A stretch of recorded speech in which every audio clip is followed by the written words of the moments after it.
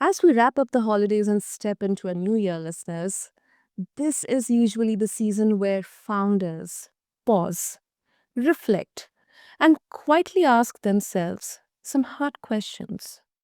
What actually worked this year? What felt busy but did not move the needle? And what kind of business do I want to build next? Not just bigger, but clearer and more sustainable. Today's conversation is for anyone who is thinking less about hustle and more about intention as they head on into the new year. So, listeners, welcome back to the BizBlend Podcast, the show where we unpack the real decisions behind building businesses that last. Not the highlight reels, not the overnight success myths, but the systems, trade offs, and mindset shifts that actually shape growth. And today we're talking about something that many founders actually struggle to articulate. How do you turn early momentum into repeatable, scalable business without burning out or losing your edge? And listeners, my guest today, Kathie Feng, founder and growth architect at Signal Growth, has spent over 13 years leading growth across global brands like Corona and Modelo under Constellation Brands, fintech unicorn Pave, Discover, Capital One, and Shiseido. Today, she brings that same enterprise grade thinking to founder led businesses who are ready to scale with clarity and intention. And listeners, Kathy believes growth is not luck, it is engineered. So, Kathy, welcome to Brisbane, and it's an honor to have you here. Hi, Sana. Thanks for the introduction. That was awesome. I'm super excited. And thank you for having me here. Super, super. Kathy, you carry that belief. It has helped, founders whom you work with build predictable revenue systems using data, AI, psychology, disciplines. So that is really, really exciting. And then you have also worked inside very large structured orgs, and now you work closely with them, with founders. Often it's chaotic. So, what pushed you personally to move from corporate growth roles into helping entrepreneurs shape their own offers and go to market strategies? Yeah, that's a great question. So for me, I've been inside a corporate for over 13 years, and then I've seen the ins and out of how the corporate operates. What are the frameworks?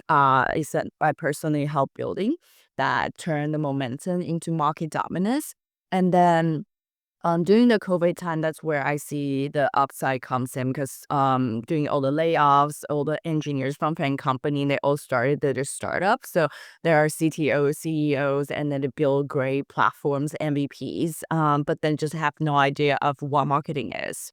And then that's where I see the upside of it. And then before I left Constellation Brands, I already had some clientele, so that's how I decided to jump. And then after 13 years of the corporate life, I really feel that I can encapsulate all the knowledge as well as a framework to really help founders build and really make that impact. So for myself, I'm also inspired of making impact and really help founders to supercharge their hyper growth in 6 to 7 digits in 90 to 120 days. And that's what I've been helping my clients doing nowadays. That is super. And I can imagine that, transition must have been exciting. Um, Maybe a bit of with anxiety because, you kind of transitioned in during that time, which it was all uncertain. People would believe that everything's coming to an end. Yeah. Yeah. Yeah, exactly. Yeah, I think initially, definitely, because I already have some clientele, so I can already know it's going to be better, not worse.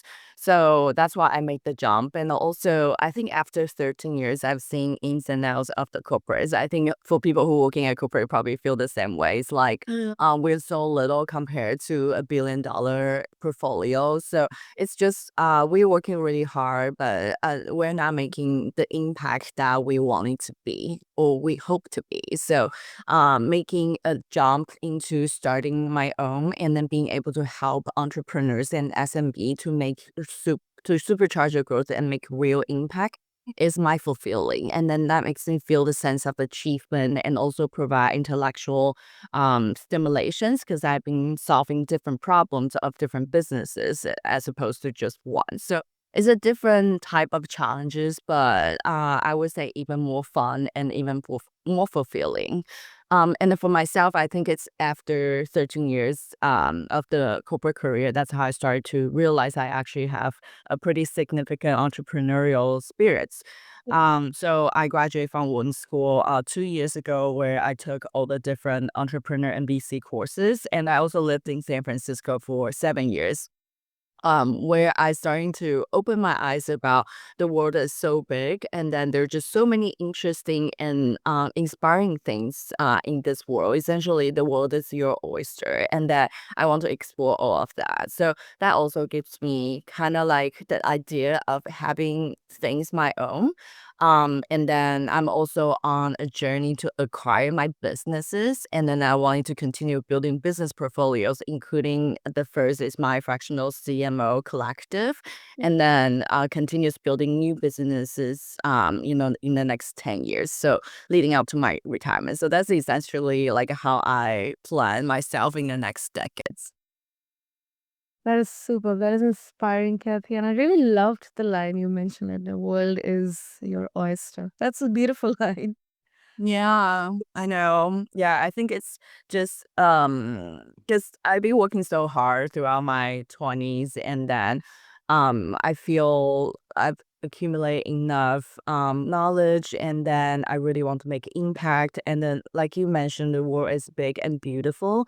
So there's just also I will also encourage like the entrepreneur. I'm pretty sure like that's how entrepreneurs feel about it. You want to work on something that you're feeling super passionate about, and that's your long term career choice. So that's what I started my own and continues acquiring more businesses and building business portfolio leading up to my retirement. So and after retire, I want to be, like marine biologist and saving animals.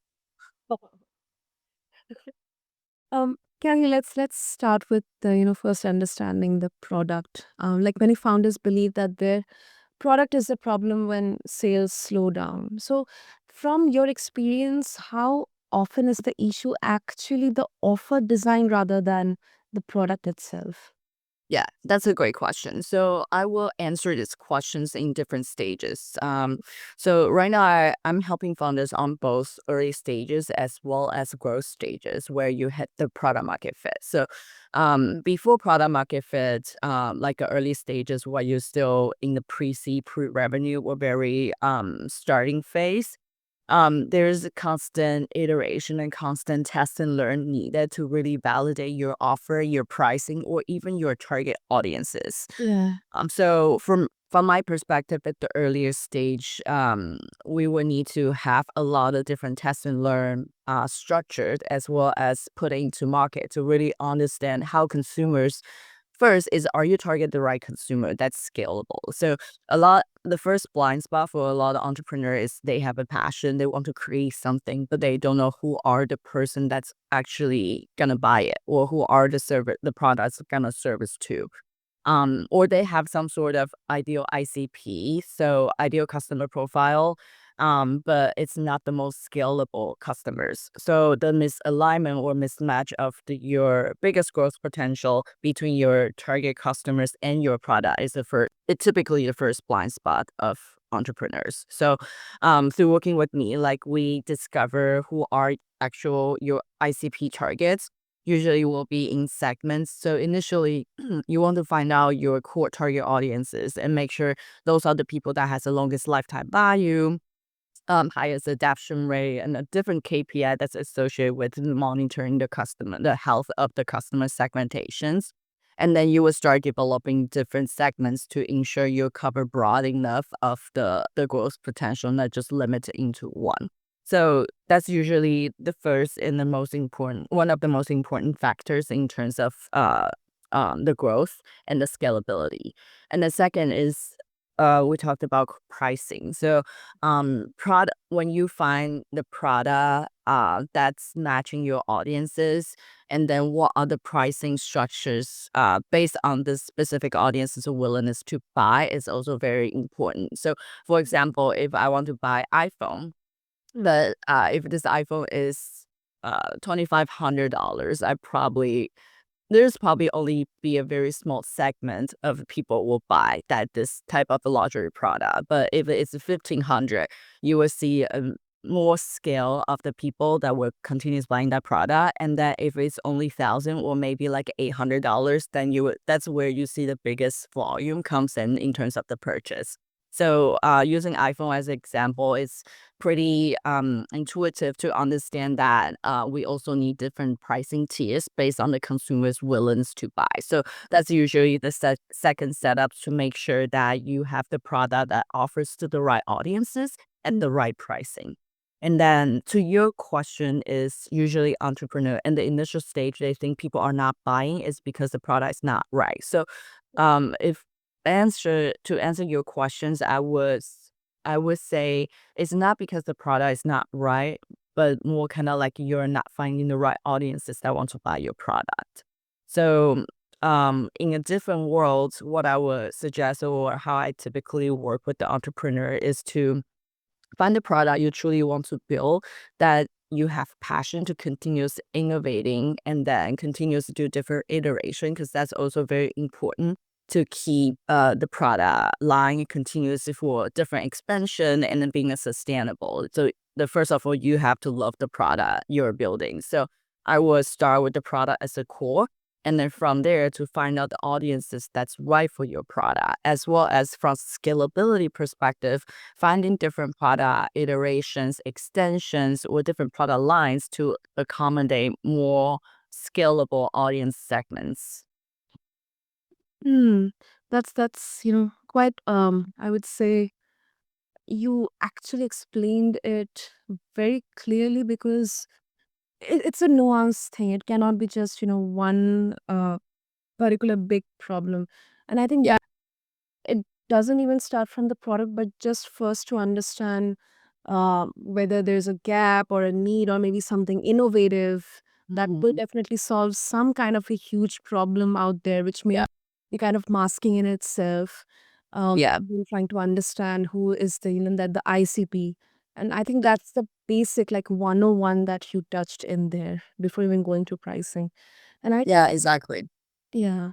And I think that it can be uncomfortable because sometimes, like I've observed this, and when we get as a founder, if I'm getting constant feedbacks, because as a founder, I'm like obsessed of my business or the product or the idea.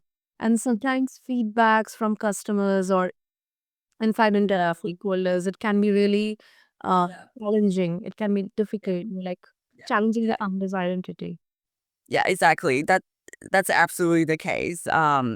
Like from a lot of perspectives, I definitely work with founders that they just love their products so much and then they don't want to change. So I think that's kind of like the balance between art and science. Like even you love your product so much, I think there's still you want to serve as many people as possible. That's also a lot of vision of the founders. So being able to navigate what is a good balance between your passion and also the scalability of the business is truly it's a journey. So you're not gonna go there like tomorrow, but it's kind of like gradually evolved journey through all the different market tests, understand your consumers, and design the product that's actually fitting and be able to serve the audiences. So I will also ask the entrepreneurs in terms of what are your mission and visions and what is your goal. So if you're clear on your goal and your mission and vision, everything else would come into place based on your mission and visions, right? So being able to set up a goal, what are your passion is, and what makes you tick, what do you want to solve, what kind of problems do you want to solve, and what kind of consumers do you want to solve. So those are the questions I will ask founders for them to reflect and really understand what are the most important things for them to build this product, service, or platform, so that everything else will fall into places based on their mission and vision. Absolutely, absolutely, Kathy. Let's come to GTM, go to market strategy, because it's one of those terms founders hear constantly, but many still treat it as a launch checklist rather than a living system. So, before we try to understand like a strong go to market strategy, especially for early to mid stage founders, what is one common GTM mistake you see founders repeat even after they have traction? Yeah, that's a great question. I would say this goes back to what we originally mentioned about the blind spots before product market fit versus after product market fit. So for earlier stage founders before product market fit, I think one of the kind of like the myth of a go to market is if I see the traction, that means my product is working. But like I said, if we go back to what we previous discussed, is sometimes your product works for specific type of people, but as soon as you growing bigger and bigger, you realize you're not getting more tractions or as much tractions as you intend to be, meaning that you're limited in scale. So that's typically the first blind spot that we see is we believe one audience is sufficient for us to grow our business. So, in my years at the Fortune 500 companies, because the product we have multiple, for example, Constellation Brands, we have a very exciting portfolio of products. So. We're not serving only one customers. We're serving basically everybody in the universe who drinks beer, wine, and spirits. So in order to grow to massive scale like Constellation Brands, which is a $10 billion revenue, portfolio, being able to target basically as many people as possible. It's the ultimate stage of the game that we like entrepreneurs wants to play. So so customer segmentation becomes critical in the sense during the scaling phase because you are scaling to target more people, not less people. So of course, I can debate on both cases, but most scalable company has very refined segmentation strategy for different audiences. So for each target audience segments, you will have very you'll understand what ticks and consumer needs and wants for them, and then develop customized channel activation or even AB and marketing strategies specific for one target audiences. And then you will have multiple audiences that's focusing on, for example, one audience is that's the most scalable, like longest lifetime value. And then another one is the biggest revenue driven. And then one is your core target audiences that aligns with your brand stories the most. So you will have a different scenarios for different audiences. And that's where the scalability comes into play as you essentially be able to target all the different audiences using different messages, different potential, different pricing, and a little bit of the product innovations to continue to attract different audiences. So, for example, I can when I was at Constellation Brands, one of my portfolio brands is Pacifico, which is a beer that rooted from Southern California. The brand story is the lifestyle brand and then derived from the serving culture, extreme sports. So from branding's perspective, they want to target people that are interested in extreme sports. But and then also Gen Z because the lifestyle is very relevant. So we had basically a limitation and a wall because Gen Z and then alcohol and beverages is such a highly restricted category. We can only target people 21 and above in the United States. So essentially, we target LDA compliance Gen Zs, which is 21 to 27. And then that's essentially just a fraction of the total beer drinkers for Pacifico brand. So that essentially limits a lot of skill from the brand perspective. And then we realize that's hurting our sales, hurting revenue, because if we only target one customer that's aligning with our brand stories, we are giving up the whole basically the forest out there. So that's why we developed this audience segmentation strategies with our Gen Z as our bullseye key focus target audiences, while targeting broad target as a beer drinker to really capture everybody else there that could potentially be our customers. And then, of course, we'll have a different omni-channel activation strategy against different audiences, and then continuous monitoring KPIs from sales and ROI perspective to understand how much money we should be spending in each of the audiences. Hmm. The continuous, obviously tracking and the flexibility of adapting to the changing trends. I mean, especially we're targeting young demographic and Gen Zs. I think it becomes more and more important to kind of get accustomed with the changing trends, the behaviors, and the patterns. That's correct. Mm. Yeah, makes sense. Makes sense, Kathy. And kind of a more not contradictory, but I would say because I'm gonna bring AI into this. Mm. We are having discussions around how there are studies now, there are researchers now that people who are extensively, I mean, people who are actually using a lot of AI in doing the day-to-day work, um, they are kind of getting lazy. So I want to ask you, Kathy. I mean, straightforward: is AI making founders lazy or smarter? That's a very interesting questions. I've heard um many different things from founders in terms of how they feel about AI or even VCs.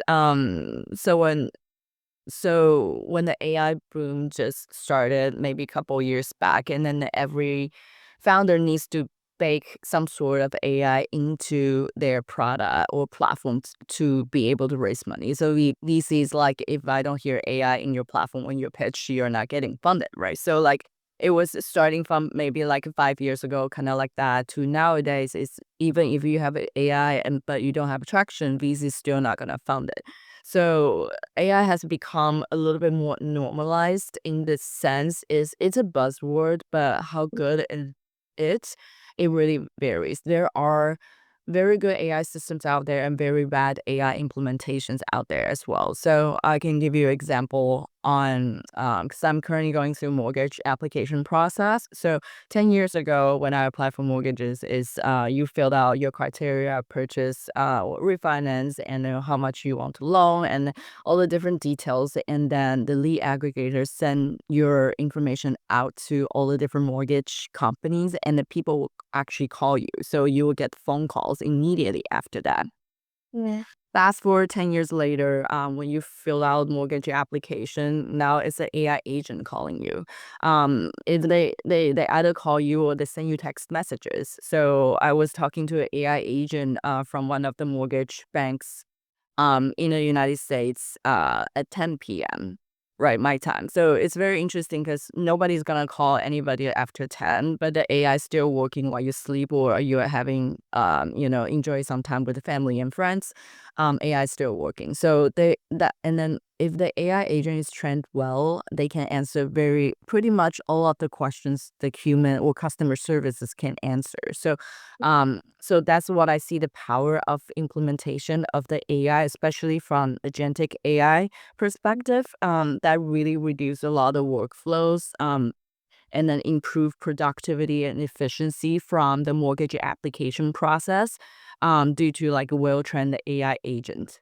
But there's also like the worst case scenario of the AI that are not trained well. So they give you like a couple prompts, but none of them is what you wanted to, like get answer from. So like just from customer perspective, a lot of banks or a lot of different constructions or different websites starting using AI agents that are not well trained. So that when they cannot answer questions or like really direct you to the right person, that creates frictions, creates frustration from customer perspective, and your problem is not getting solved, and then you get even more frustrated after that. So there are like a good case scenarios and bad case scenarios in terms of the AI. So I think right now, like when we look at AI, when we hear AI, it's a more refined like a statement, not just a blanket is that, well, AI is the future, but more kind of like what kind of AI are we talking about? Is it agentic flow, AI flow, or just AI automated workflow, or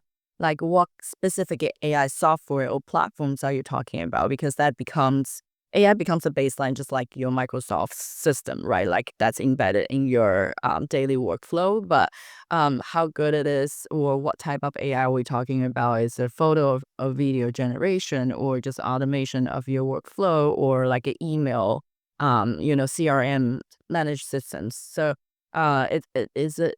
I think we should be taking more refined approach, or just thinking about what type of AI is really improving our life versus some of the AI just nice to have or not really being trained to the level that's, can replace human at this point. So there's just a different divergence or discussion could be, have based on, what type of AI that we're talking about. I know that's a long answer, but hopefully that answered your question. Oh, yeah, absolutely. Because this distinction and looking at both sides of the coin, it absolutely matters. Like AI becoming as a decision amplifier rather than a decision replacement. Uh, so, Kathy, before we wrap up, I'm very sure listeners, especially who are founders and entrepreneurs, small medium business owners, they would really love to connect further with you for more wisdom on this. So, how they can do that? So? Yeah, find me on LinkedIn. My name's Kathie Feng, Feng, and then or look at my website signalgrowth.ai. I'm happy to share information with you later with your audiences as well. But yeah, find me if you have any questions. I'm always here. Love to chat, and hopefully I can help you supercharge your business. Amazing, amazing. So, listeners, I'll have all the details, the links in the show notes. So, reach out to Kathy and refer to the show notes along with this episode. And what I'm taking from this conversation is that growth is not about doing more, it is about building systems that help you decide better. And Kathy's work, her insights, they all remind us that clarity compounds. When founders install the right infrastructure early, they do not just scale revenue, they scale confidence, focus, and resilience. So, Kathy, thank you so, so much. It was really, really such an enriching conversation. Thank you. Pleasure. Thank you, Sana, again for having me.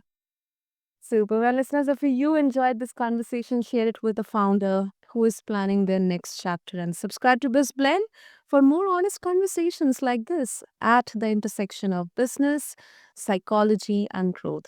Until next time, stay intentional and keep building with clarity. This is your host, Sana, signing off. Thank you.